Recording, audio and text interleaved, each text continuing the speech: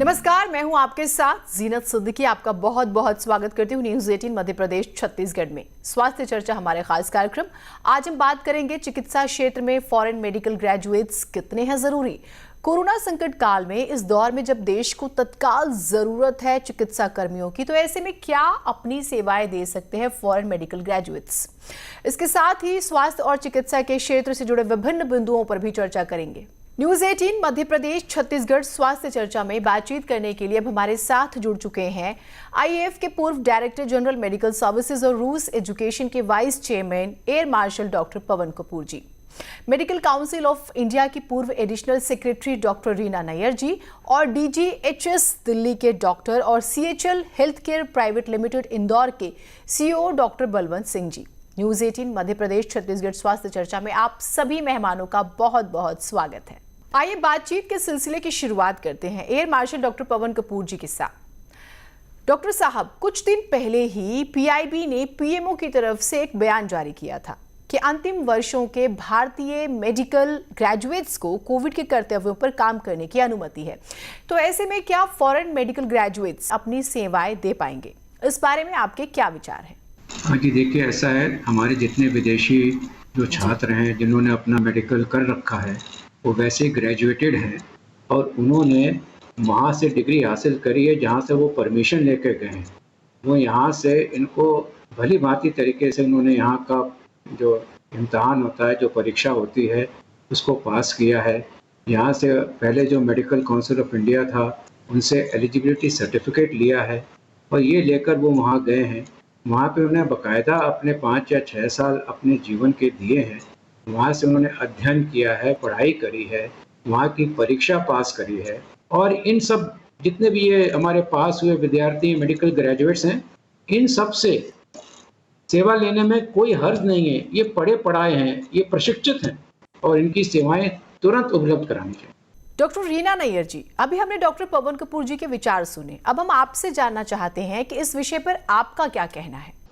बिल्कुल दे पाएंगे, क्योंकि ये तो अब जो पीएमओ ने कहा है वो है फाइनल ईयर एमबीबीएस स्टूडेंट्स के लिए, पर जो हमारे फॉरेन मेडिकल ग्रेजुएट्स हैं वो तो एमबीबीएस वहां से कंप्लीट करके आए हैं। उनका सिर्फ स्क्रीनिंग टेस्ट क्लियर करना बाकी है, तो वो एक्चुअली देखा जाए तो डिग्री अपनी लेके आए हैं वहां से, जबकि हमारे फाइनल ईयर स्टूडेंट्स जो हैं उन्हें अभी डिग्री लेनी बाकी है। तो वो जरूर, मेरे हिसाब से तो एफएमजी स्टूडेंट जरूर योगदान अपना दे पाएंगे इस पेंडेमिक में। डॉक्टर बलवंत सिंह जी, आपसे भी हमारा सवाल यही है कि पीएमओ की तरफ से जारी पीआईबी के बयान के मुताबिक अंतिम वर्षों के भारतीय मेडिकल ग्रेजुएट्स को कोविड के कर्तव्यों पर काम करने की अनुमति है।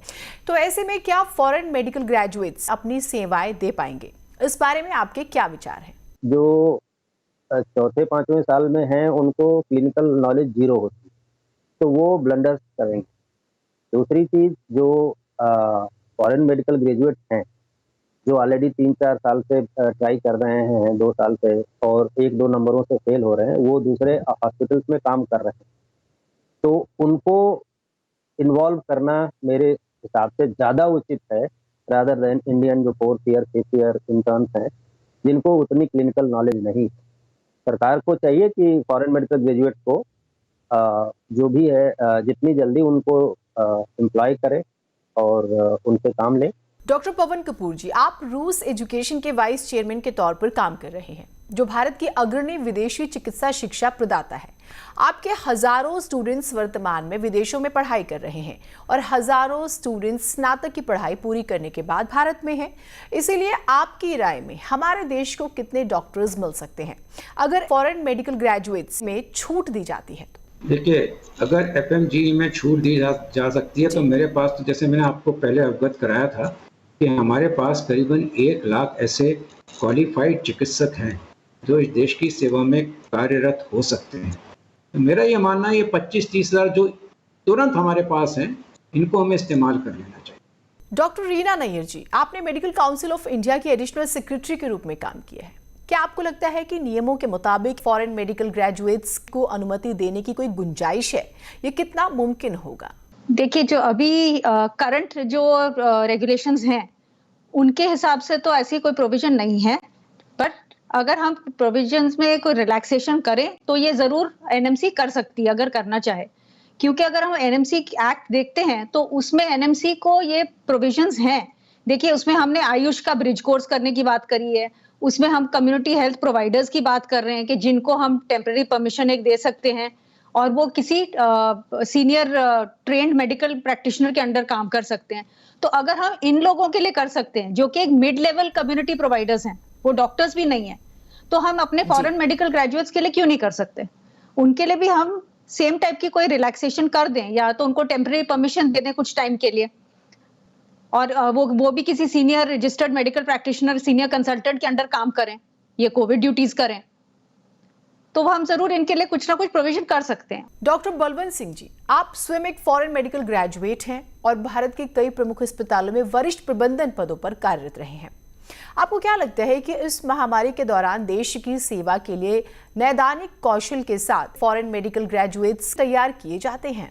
ये जो फॉरेन मेडिकल ग्रेजुएट्स हैं, इनको हर अस्पताल फ्लोर इंचार्ज, क्लिनिकल असिस्टेंट की तरह एम्प्लॉय करता है और इनसे सारे ये क्लिनिकल काम करते हैं छोटे बड़े अस्पताल।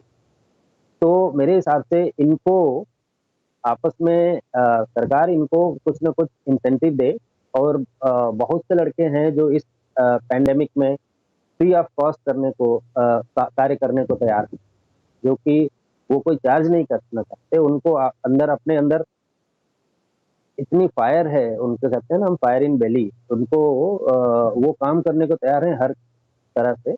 और सरकार को चाहिए कि एक भारतीय होने के नाते, हिंदुस्तानी होने के नाते देश को सेवा करने का मौका दें, ये मेरा मानना है। डॉक्टर पवन कपूर जी, आपको क्या लगता है कि हम फॉरेन मेडिकल ग्रेजुएट से प्रभावी और शानदार मैन पावर को कैसे फिल्टर कर सकते हैं? क्योंकि ये साफ है कि हर स्टूडेंट को बिना किसी स्क्रीनिंग के मौका नहीं दिया जा सकता। बिल्कुल, आपकी बात पूरी तरीके से सही है। अब देखिए, ऐसा है कि हर एक देश में किसी भी बाहर के से कोई भी अपनी शिक्षा लेकर आता है, उसका कोई ना कोई स्क्रीनिंग टेस्ट होता है। तो जाहिर है कि हमारे देश में भी एक स्क्रीनिंग टेस्ट है। आजकल वो फॉरेन मेडिकल ग्रेजुएट एग्जामिनेशन के नाम से जाना जाता है। आगे चल के जो हमारा नया नेशनल मेडिकल कमीशन आया है, उसने ये बोला है कि आगे चल के इसमें नेशनल एग्जिट टेस्ट होगा। उस टेस्ट के तहत हम इसको वो जब इसको पास करेंगे तो हम उनको यहाँ पर प्रैक्टिस करने का लाइसेंस दे देंगे, रजिस्ट्रेशन कर देंगे। तो अभी इस टाइम पे ये सब कार्य करने के लिए हमारे पास समय नहीं है, ये एक क्राइसिस का टाइम है। तो मेरा ये मानना है कि अभी इन सबको, जितने भी हमारे छात्र हमारे पास अभी हैं, उन सबकी सेवाओं को तुरंत हमें इस्तेमाल करना चाहिए, प्रयोग में लाना चाहिए। तो इससे फायदा ये होगा कि ये बच्चों को थोड़ा मोटिवेशन हो जाएगा। डॉक्टर रीना नैयर जी, फॉरेन मेडिकल ग्रेजुएट्स को काम करने और आगे लाने के लिए उन्हें क्या प्रोत्साहन दिया जा सकता है? मैंने जैसे अभी बताया कि प्रोत्साहन में तो देखिए जो उनका स्क्रीनिंग टेस्ट है वो एक एलिजिबिलिटी टेस्ट है, तो वो तो शायद एग्जाम्पशन नहीं दे पाएंगे, बट उसको क्लियर करने के लिए जो वो ड्यूटी करेंगे उसके मार्क्स का कुछ, उस ड्यूटी का कुछ हम उनको वेटेज दे दें मार्क्स के रूप में। जैसे पासिंग परसेंटेज 50 मार्क्स है, 50% है, तो उसमें हम मान लीजिए उनको 5%, 10% कुछ भी इस तरीके का वेटेज दे दें जिन्होंने कोविड ड्यूटी करी है। तो ये आगे इनको सिस्टम में लाने के लिए इनके लिए अच्छा रहेगा और इनके लिए इनको थोड़ी मदद भी मिल जाएगी। इस तरीके का प्रोत्साहन दे सकते हैं। और वैसे भी जैसे प्रधानमंत्री जी ने कहा, अगर हम फाइनल ईयर स्टूडेंट्स को हम गवर्नमेंट जॉब्स में प्रेफरेंस देंगे या फिर उनको सम्मानित करेंगे, तो उस तरीके से हम फॉरेन मेडिकल ग्रेजुएट्स जो ऐसी ड्यूटी करते हैं, कोविड मैनेजमेंट ड्यूटी, उनको भी हम दे सकते हैं। डॉक्टर बलवंत सिंह जी, अगर फॉरेन मेडिकल ग्रेजुएट्स को काम करने की अनुमति दी जाती है तो वो किस क्षेत्र में अपनी सेवाएं दे सकते हैं? जो विभिन्न हॉस्पिटलों का इंचार्ज रहा हूं मैं, वो हर तरह के काम जानते हैं, लाइक नर्सिंग से लेकर के क्वालिटी तक, और जो आईसीयू केयर में भी वो असिस्ट करते हैं सीनियर्स को, तो वो हर तरह की सेवा दे सकते हैं। क्लिनिकल अच्छा करते हैं, कहीं कोई उसमें दिक्कत नहीं। तो मेरा ये मानना है कि इस कोविड टाइम में अगर हम 4th ईयर 5th ईयर के इंटर्न और चौथे साल 4th ईयर के बच्चे जो मेडिकल ग्रेजुएट हैं उनको कोविड टाइम में लेंगे, तो उनको उतनी नॉलेज नहीं है क्लिनिकल की जितनी इन बच्चों को है जो 1 साल 2 साल 3 साल से बड़े बड़े हॉस्पिटलों में क्लिनिकल असिस्टेंट और फ्लोर इंचार्ज का काम कर रहे हैं, फ्लोर मैनेजर काम कर रहे हैं। तो इसमें ये 30-40 हजार की फोर्स है जिसमें सरकार को क्विक जी। एक्शन ले करके या सुप्रीम कोर्ट सुओ मोटो ले, क्विक एक्शन ले और इनको सबको एब्जॉर्ब करे, इनके साथ बॉन्ड कर ले कि ठीक है आपको साल भर काम करना है, आपको 1.5 साल काम करना है, इसके बाद आपको परमानेंट रेसिडेंसी मिल जाएगी। आप स्टाइपेंड देते हैं नहीं देते हैं ये अलग मैटर। और ये लड़के इवन बिना स्टाइपेंड के भी काम करने को तैयार हैं क्योंकि ये देश की सेवा है। हम युद्ध लड़ रहे हैं, एक दूसरा युद्ध लड़ रहे हैं, उसको जीतना बहुत जरूरी है और ये नए यंग लड़के ही जीत सकते हैं।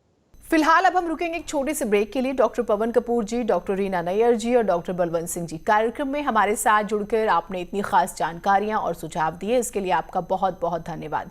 ब्रेक के बाद वापस लौटकर आपके साथ फिर एक बार हम बातचीत के सिलसिले को आगे बढ़ाएंगे।